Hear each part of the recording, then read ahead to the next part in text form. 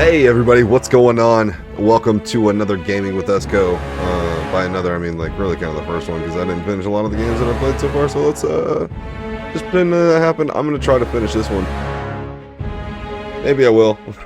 We'll see. Tyranny. This, for those of you who don't know, is a CRPG. It came out in 2017, I believe. I have a love in my heart for CRPGs, and to my knowledge, to my experience, nothing I've ever seen about this game has ever kind of said anything bad about it. Everybody loves this game. I've historically, I think I played about an hour, maybe two of this game, not made it very far in, and I think I think by recording this, I'm gonna perhaps kind of force myself to play the game a little bit more. But hey, we'll see where this goes and what happens with it, right? So let's go ahead and click new game. Let's get right into it. Just so you guys know, I have updated the PC a little bit since the last time you guys might have joined me. Got a 3070 in there now. Pretty excited about that. So graphics here gonna be on pretty high. Big heads.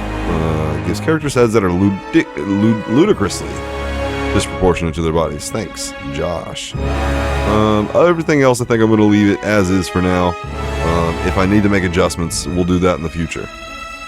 So, yeah, without much or any further ado, let's go ahead and let's get this going. I looked at these options. These options mostly just kind of make the game more difficult, which, nah, thanks, I'm good.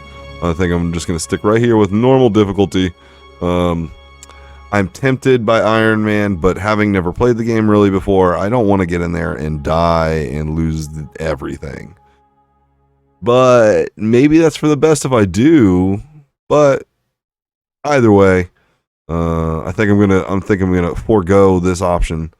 So we'll I'm not gonna save scum and stuff. I'm gonna do, instead of Iron Man, I think I'm gonna do Honest Man. And we'll see how it goes.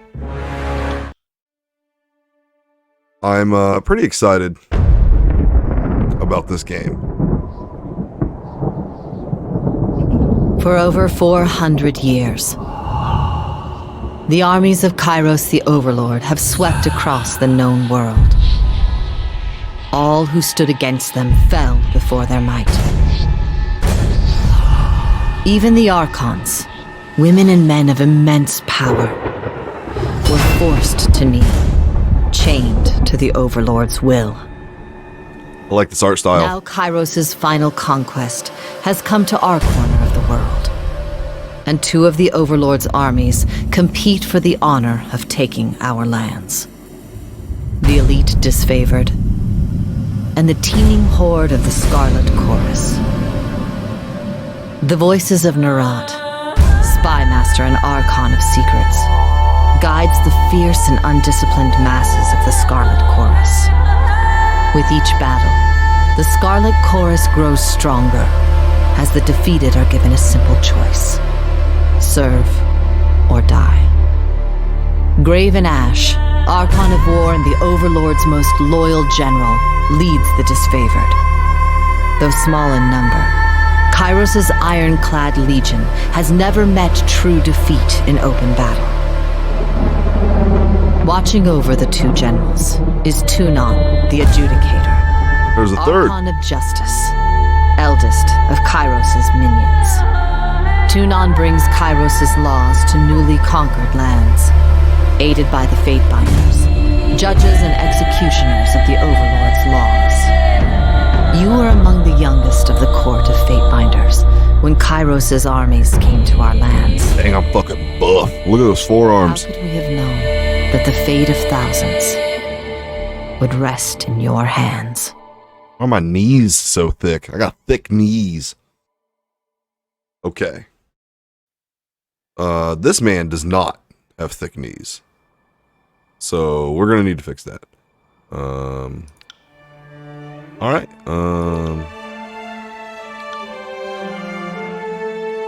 I'm trying to decide which one has the most kind of proportionally thickest knees, you know? Definitely not this man. Pretty thick knees here. Very thick knees here. Not a big fan of that upper body. I think I'm gonna go with a medium boy.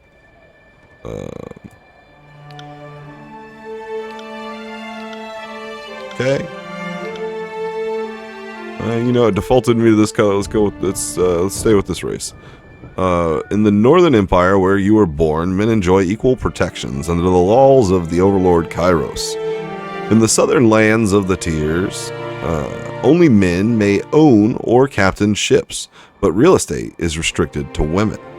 Men may lease, but durable ownership of the land in the Tiers is always passes to the eldest daughter or sister. Most sons enter their father's profession by their mid-teens. They work without a profession or family lands to work. Those without a profession or family lands to work can find a purpose by pledging service to one of the Overlord's mighty archons. Criminals, derelicts, and others are often conscripted into the armies of the archons. If a child cannot forge his own skein, he will certainly find one in battle. Okay, you know, we don't need to get too into this, right? But some of the options we're working with here. Oh, I like that one. He's angry. He's angry. He's mohawked. Oh, okay. There's a slider here. Nice. Kind of your generic anime boy hair. Got a slick back going. Ponytail. Kind of curly hair. Bad guy, slick back hair. I'm feeling the mohawk. Let's go mohawk here. Whole lot of pictures. Whole lot of pictures. These are all ladies. Let's find a man. I like that one.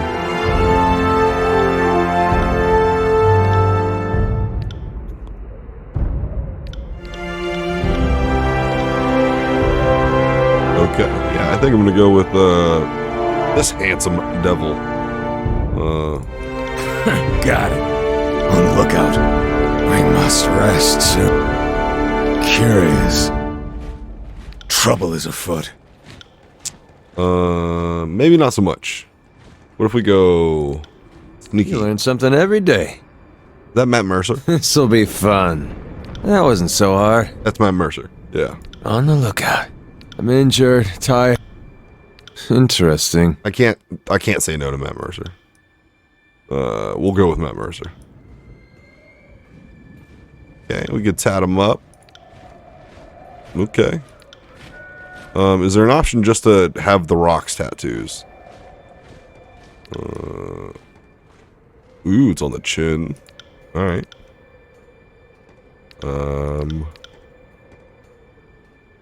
Leg tats. Leg tats are good. Face tats. Okay. Ooh, back of the dome too.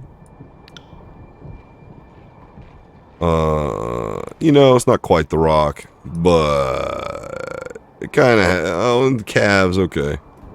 You know what? We'll forge our own path. We don't need to be the rock. This one's not bad.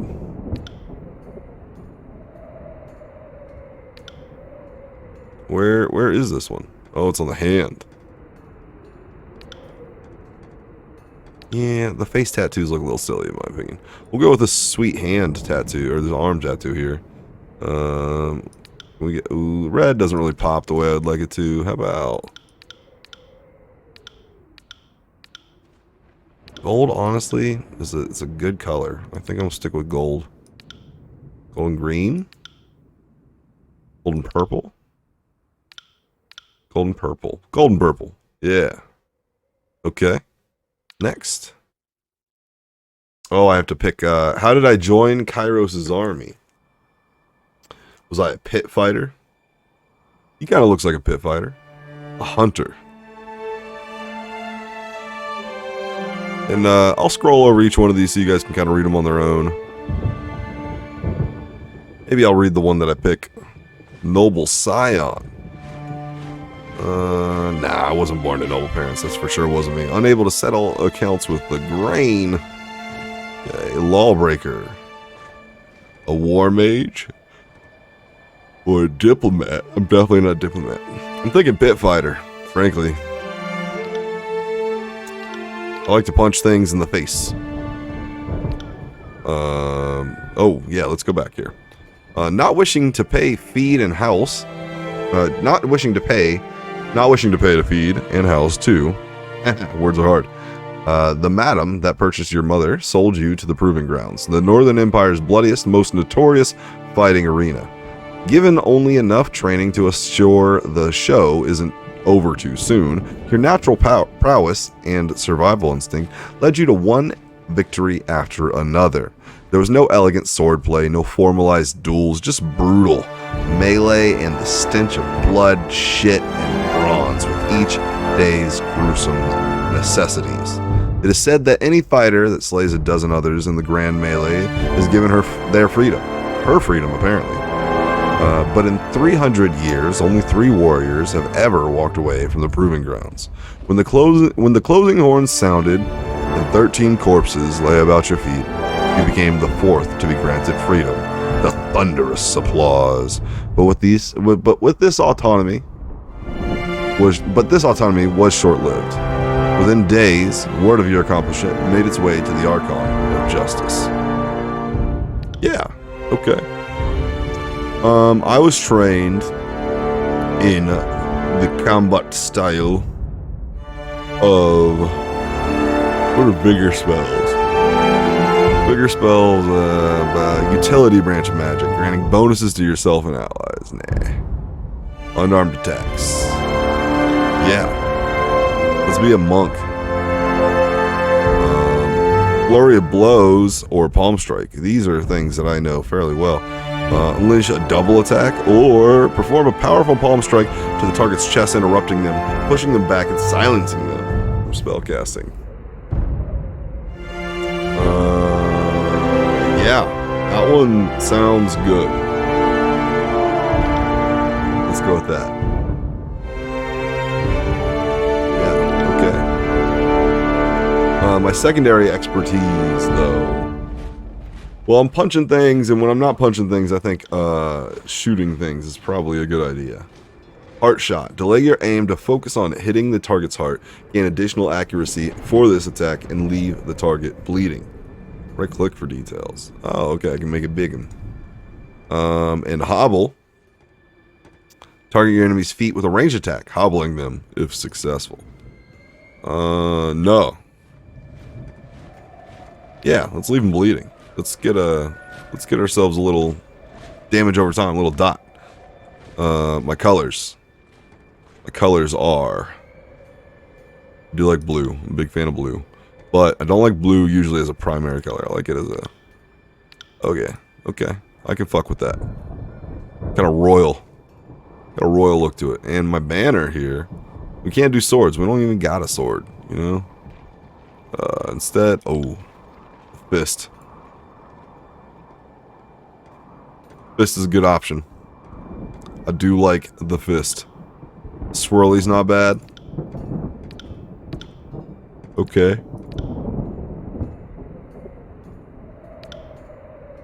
Where's my fist? I like the fist. Fist was a knee-jerk response, and I am a fan of. I'm a fan of it, so I'm going to. Ooh, doesn't pop against the on the banner though. It looks good here, but not so much here. Bloody fist. Bloodied fist. What if I go red on black? Ooh, that's sharp. That's sharp looking. What if I do that here? Yeah, it needs to be black on red. I'm gonna do that. Yeah, okay. I can work with this. And my name. This man's name. He's going to be...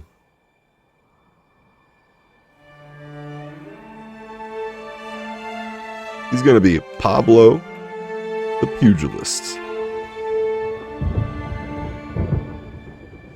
Yeah, Pablo's gonna take care of all of our problems. He's gonna punch his problems away, and that's at least in my opinion, probably the best way to handle that. So might determines physical strength, 0% attack and ability strength plus 0 deterrence. Recommended training is short bow. Might's recommended because of short bow. So finesse must be unarmed attacks and short bow, and quickness is unarmed attacks. I'm gonna need some bit. Wits, spell strength as well, increase magic defense. Not so much, not me. And resolve, endurance, will, and magic defenses. Also increases the durations of afflictions applied by my character. I do have that damage over time, but yeah, I mean, we're gonna go like 4 points here, 2 points here.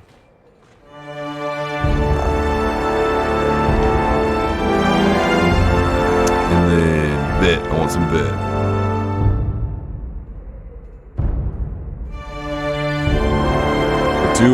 You know, yeah. You know what? You know, what if what does that look like? If I go down there, minus 3% affliction duration. 3%'s not much, but endurance. Resolve determines the character's ability. I wish, why can't I hover over magic defense there? And wits is just spell strength, which I'm not doing, and increase magic defense. Okay. 5% though here. 10% seems like a lot, but I will take a 5% hit and a 3% for ability and spell cooldown.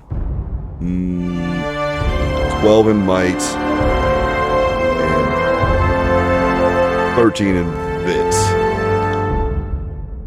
Yeah, some vitality. Okay. You guys are probably screaming at me right now. I probably did that all wrong, but decisions were made, and we're gonna do what we gotta do.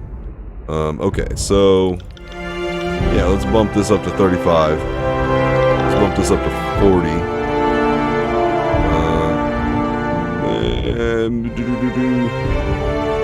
Is this based off of? Okay, I get a little bonus for being a pit fighter on some of this stuff. Okay. Based off quickness, and this one's based off might. Okay, so let's go grab a couple little one-handeds. Bump this up to 45, and we'll take this up to 37. Oh, the sport skills are the same point pool. Okay, that changes things just a wee bit. Let's 32 here, 32 here. I got 8 points to drop over here. Subterfuge, strongly recommended for you because of your training in unarmed attacks and short bows. Ability to move unseen through the environment. So sneak. Okay, they're treating me like I'm a monk rogue. Understood. Dodge. Yeah. I'm gonna be a dodge tank, I think. I think that is and okay. Yeah, you know what? Honestly, pretty happy there. Not gonna be great at stealth, but I'm gonna try to be a dodge tank. We're gonna punch our problems away. We're a pugilist for a reason, after all. How do you want to continue? Selecting Conquest will allow you to play through the Kyros Conquest of the Tiers, choosing how your character was involved in this invasion. This gives you the most control over the starting state of the game and how other factions will react to your character. And click Start. You will select from a list of available templates for how your character was involved in Kyros' Conquest. No, let's play through the Conquest.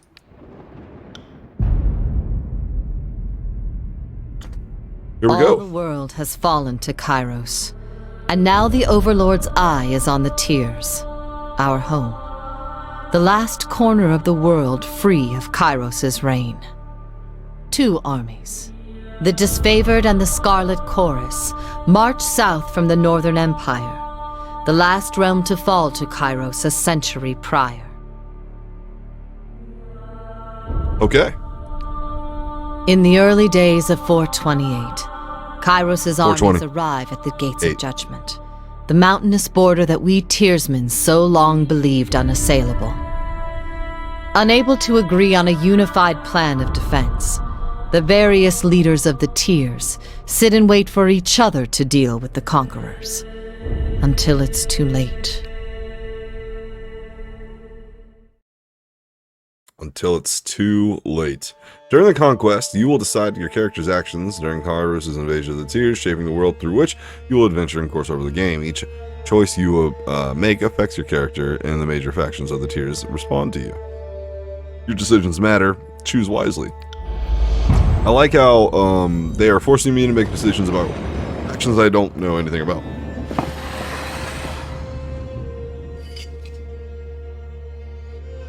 The Bastard City. The Bastard City stood on the northern border between Kyros' empire and the Tiers. Built upon a natural harbor at the crossroads between realms, the city was a nexus of commerce. To the Tiers, it was the center of all wealth. To a northerner, it was little more than backwater trading post. Its symbolic status as a gateway to the continent made it a natural first target in Kyros' military conquest. Circumstances were ideal for you to prove your worth as a soldier in Kyros' army. Taking the city would send a message to the rest of the Tiers. Kyros' will is insurmountable. Name of a legend. For centuries, the Overlords consolidated power, sending vast armies to swallow entire realms. The most powerful mystic the world has ever seen, Kyros can issue edicts, magical proclamations that level cities, spread pox under the lands, or change the course of seasons. Kyros sounds like a bad dude. Pick a token. Okay. Infiltrate the Tiers. Both armies sent their forces to prepare their way. In the first major engagement of the war, Kyros' armies crossed the mountains and established a foothold. They asked me to pick a spot. From what I read all so far, basically, after having infiltrate the Tiers, I was told to join either the Disfavored or the Scarlet Chorus. The Disfavored are basically a bunch of jerks, and I'll put it up on screen now. But the thing that really turned me off here is you'll see they're great fighters. They're super, disciplined, and they sound like great fighters. A lot like Sparta or something. Problem is that Legion only tolerates Northerners in their ranks, priding themselves on their high standards and cultural purity.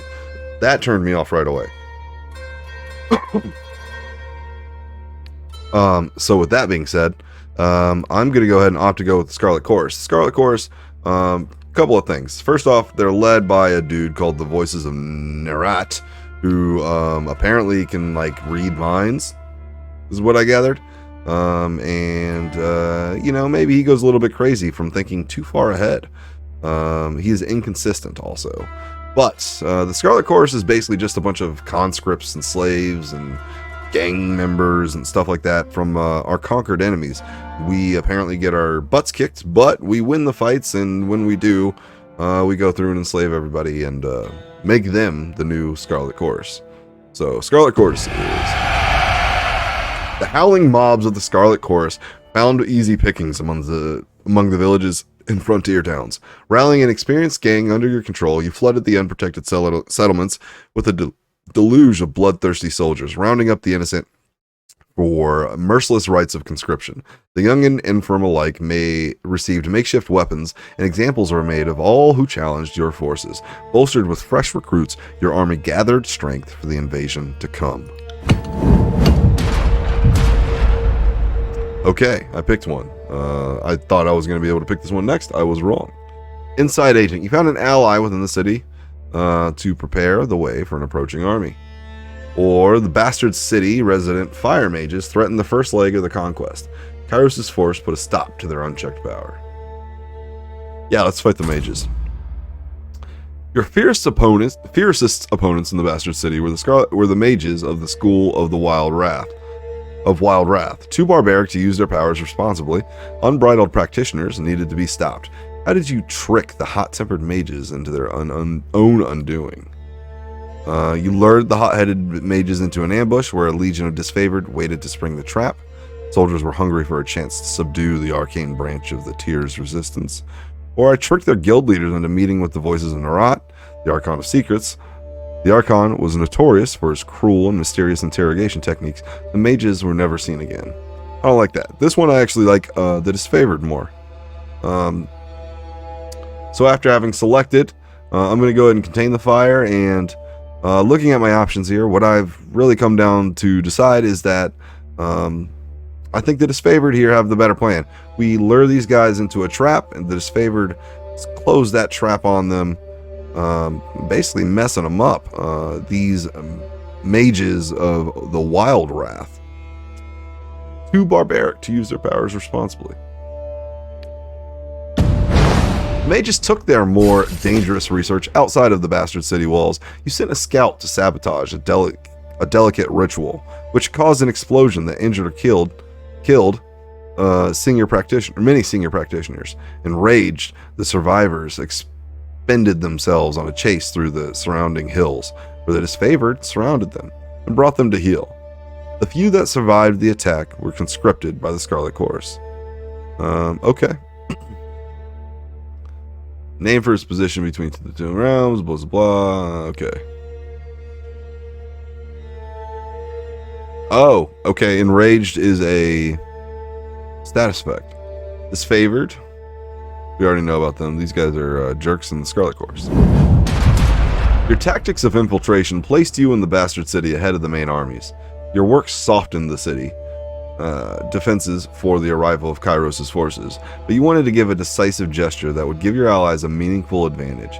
How did you assist in the fall of the Bastard City? Ooh, okay. Fed fear through assassination. Concealing shadows. 100% graze deflection for 12 seconds. Minus 100 accuracy. Plus 200 dodge. Plus 200 parry. Obscuring shadows for blah blah blah. During this time, your attacks will also be less effective. Okay. This gives me Searing Palm. During the spread of the Kyros, you converted the poor and disaffected into a hidden army in the Scarlet Chorus. So once the dust settled, the army wished to bolster their troops with these sleeper cells. Gathered heated energy into your palm and release them into a foe. The target ignites in flames, burning over time. Or stand your ground in the face of defeat. During this time, you will regenerate health rapidly, but your damage is significantly reduced. Well, I said I was going to be a dodge tank. I think, how did I turn this over? I kept to the shadows and eliminated the leaders of the Bastard City, one by one, with my hands. Some deaths were quiet and unnoticed, while others were gruesome, beyond words. As a wave of murder overtook the city's elite, your deeds swelled in infamy. Well before the armies arrived, no one in the Bastard City felt safe in their homes, much less behind their walls. By the time Kyros' forces crested the horizon, the city was fearful enough to throw open the gates and welcome their new protectors. The Bastard City falls. Very cool, very cool. So how do you win a war? I think is the question here. After reviewing the information, we've got two locations. We either go to the Apex, which doesn't really tell me what it is,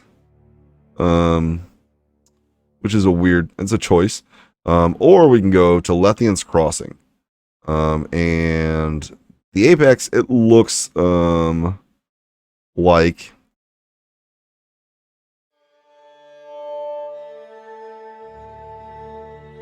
oh, okay, it's the Tier Central Valley. Okay, so the Apex looks like a place that, you know, is kind of a heavily fortified central position, or the Lethian's Crossing. The question here, like I said, is how do you win a war, right? And they always say an army marches on its stomach. Not to say that they're crawling all the time, but so much that you actually need to feed them. Now, this isn't necessarily a food post from what I read. It's actually more of an iron mine and a marketplace, but the idea is still there. Where there's a market, there's food. Years ago, Lethian the Bold founded a small merchant town at the intersection of ancient old walls. Pact between the settlers and a mercenary company meant that caravans were able to travel without fear of bandits or Bane. Bane's capitalized but not highlightable. And the town thrived in modest insignificance. Lethian's Crossing drew Kyros' attention for the iron deposits in the surrounding hills. With the region under Kyros' control, the northern smith mages could set up workshops to refine ore and arm the disfavored with the finest weapons in the known world. The Archon of Secrets dismantled the mercenary sport with a generous bribe, taking the crossroads in a bloodless victory. Tunin dispatched you to travel to Kyros' forces and bring order to the region. How am I going to bring order? I have the option to deal with the cult of Siren, or iron must flow. Clever solution to improve production of iron, or do I want to deal with a cult? Cult sounds more interesting. Let's do the cult.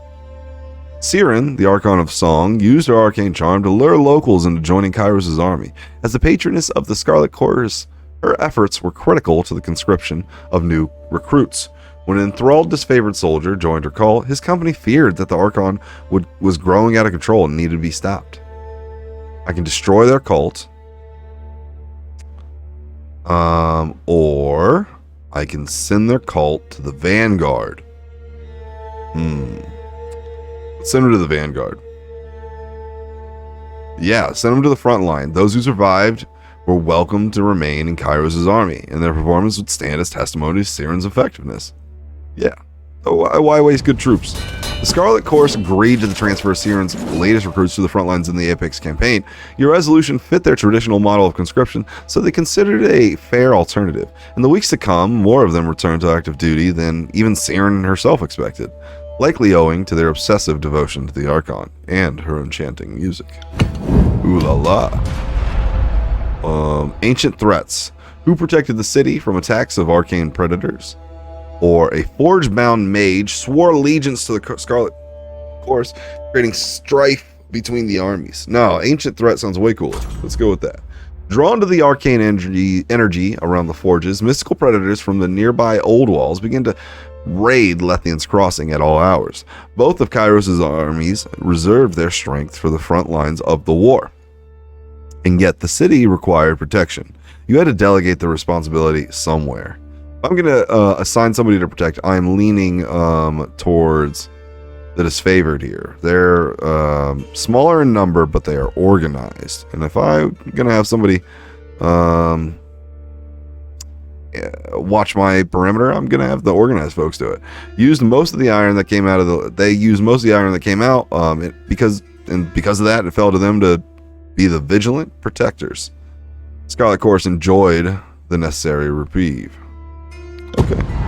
Though disfavored were averse to your ruling, they couldn't argue with the reasoning behind it. They rallied in the streets of Lethian's Crossing, patrolling on alert in shifts that lasted day and night in an impressive show of force. They managed to repel several attacks from the predators in districts that would have otherwise suffered great harm.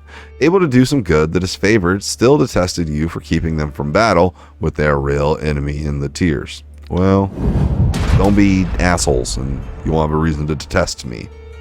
Who controlled the crossing? Tragedy struck when a mercenary hired by the Voices of Narat, that's the guy who's leading the Scarlet Chorus, injured a forge-bound artisan. What is a forge-bound?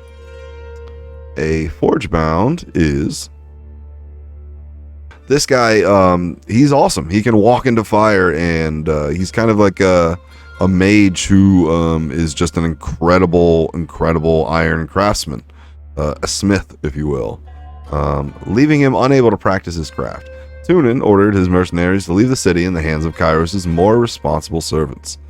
Only a token of in Tunin, he is the adjudicator of the Archon of Justice, which means he is the dude who's running the show for the disfavored. Only a token garrison could be left behind while the armies returned to the front. As the disfavored and Scarlet Chorus showed increasing tension and hostility towards each other, Tunin decreed it be best that only one force controlled the crossing. Who controlled the crossing? Again, so it's all about use, right? If I want somebody to effectively hold this place, it's got to be the disfavored. The disfavored placed a modest garrison in the settlement of Lethian's Crossing. Though the force was smaller than might be needed to be policed the small settlement, protecting the forge-bound ironsmiths became the true agenda of the defense force, as these magical craftsmen kept the disfavored invasion force suited in iron. Relieved at the departure of the Scarlet Chorus, the citizens of Lethian's Crossing felt they got the least of two burdens. You received word from Graven Ash, who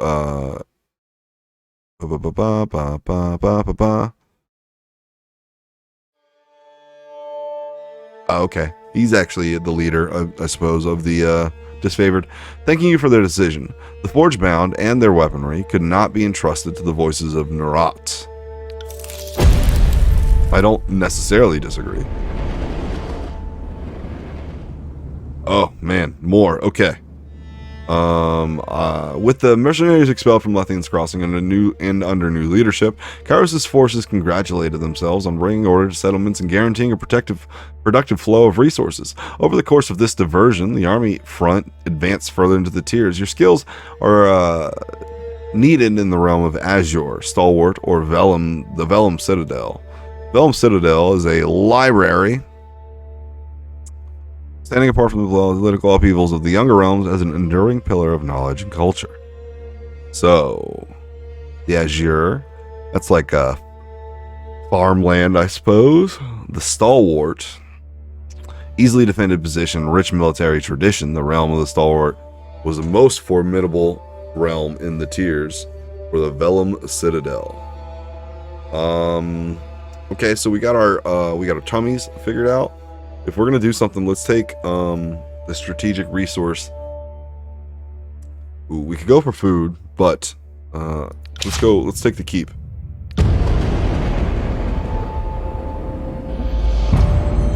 Year 3 of Kyros' conquest.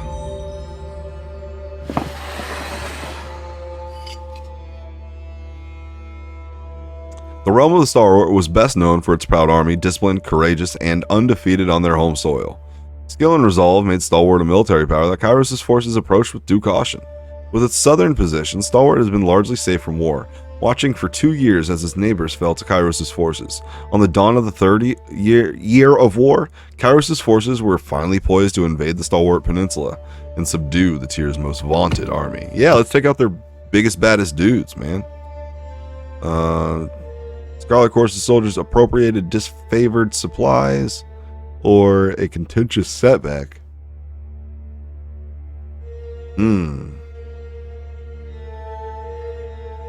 Marching on empty. Well, that goes with my theme earlier of army marches on its stomach. Stalwart defenders burned their crops as they retreated, leaving the invaders little to forage. Starving, the Scarlet Course's mob raided from disfavored's well-maintained supply lines, incurring casualties on both sides.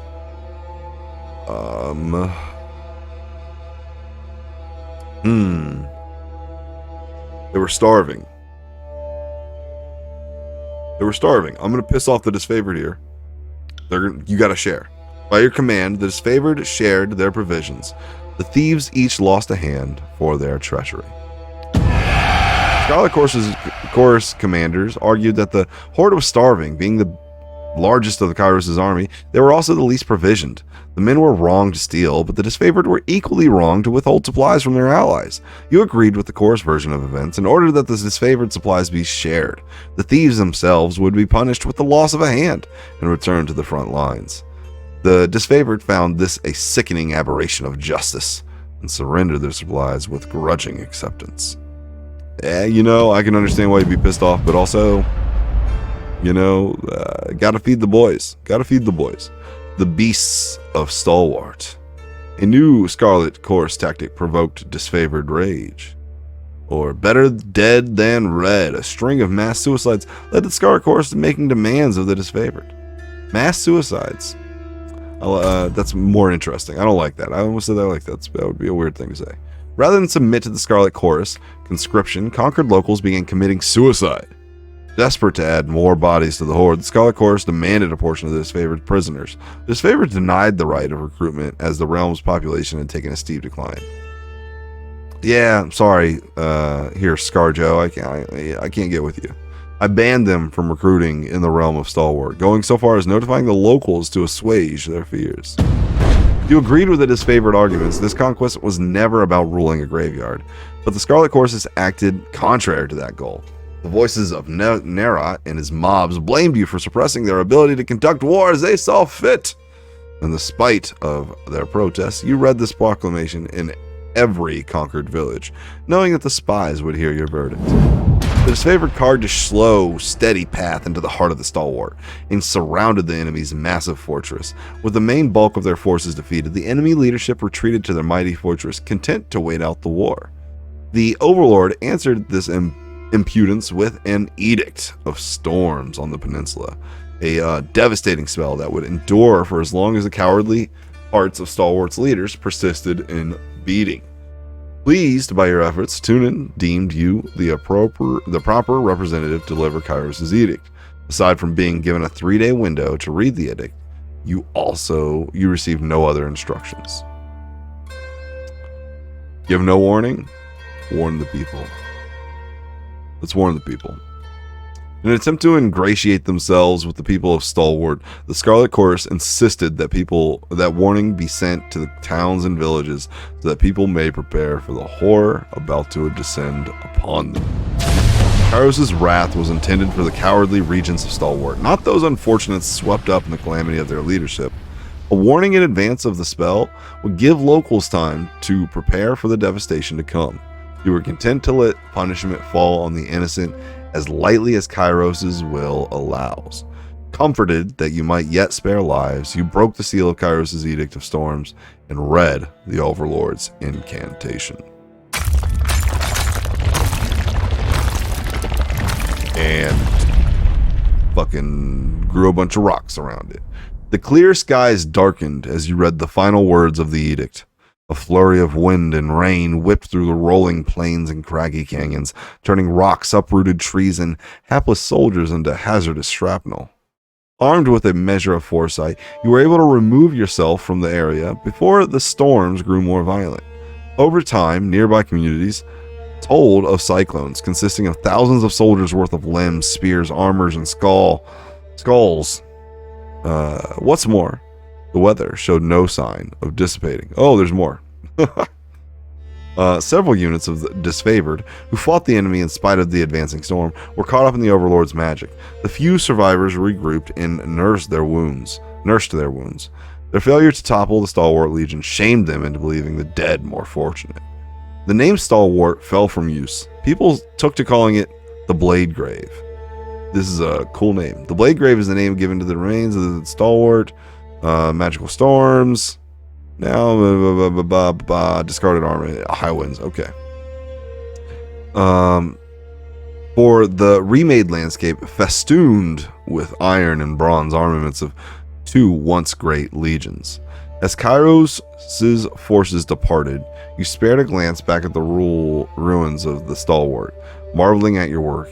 You didn't have long to rest before Tunin called you into service once more. Okay. Last step, I think, here. You have reached the end of Kyros' conquest. Do you want to continue or erase your progress and start over? Let's continue. I'm pretty pleased with how that went.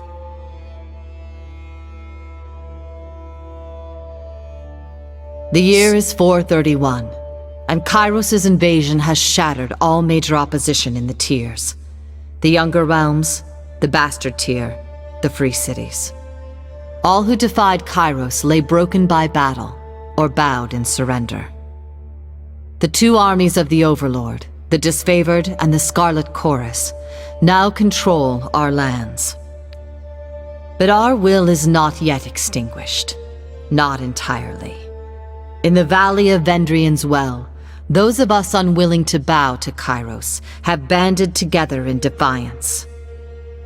Violating an oath of surrender from 2 years prior, we have staged a bloody uprising, murdering the Disfavored and Scarlet Chorus garrison in a midnight assault.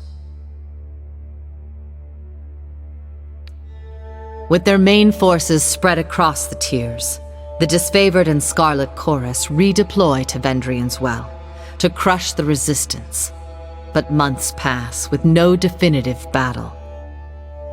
As disagreement and discord paralyze the Archons, we bide our time and wait for our message of insurrection to spread across the tiers. The Overlord is not amused, And Kyros has one message for the Archons. Crush the Oathbreakers or die.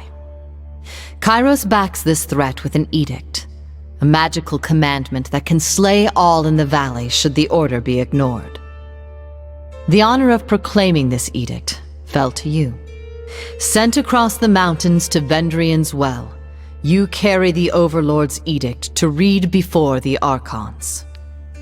As you finally make your way through the winding mountain passes into the valley, the ground trembles, and Kyros' magic seals the way behind you. You are trapped in Vendrian's Well, with Kyros' armies and the Oathbreakers. The only way to survive is to fulfill the terms of the Overlord's edict, in any way that you can. Oh, cool.